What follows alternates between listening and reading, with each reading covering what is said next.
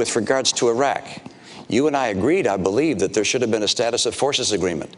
Did you? True. Oh, you didn't? You didn't want a status of forces agreement? No, what I would not have done is left 10,000 troops in Iraq that would tie us down. That certainly would not help us in the Middle East. I'm sorry. Look, you actually, there was an effort on the part of the president to have a status of forces agreement, and I concurred in that and said that we should have some number of troops that stayed on.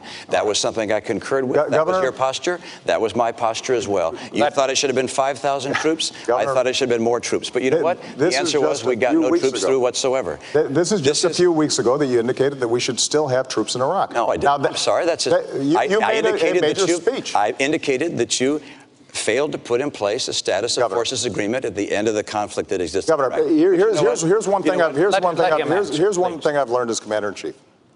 You've got to be clear, both to our allies and our enemies, about where you stand and what you mean. Now, you just gave a speech a few weeks ago in which you said we should still have troops in Iraq. That is not a recipe for making sure that we are taking advantage of the opportunities and meeting the challenges of the Middle East. Now, it is absolutely true that we cannot just meet these challenges militarily.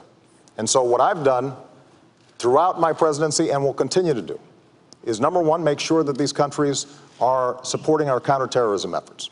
Number two, make sure that they are standing by our interests in Israel's security, because it is a true friend and our greatest ally in the region. Number three, we do have to make sure that we're protecting religious minorities and women, because these countries can't develop unless all the population, not just half of it, is developing. Number four, we do have to develop their economic capabilities. But number five, the other thing that we have to do is recognize that we can't continue to do nation building in these regions. Part of American leadership is making sure that we're doing nation building here at home. That will help us maintain the kind of American leadership that we need.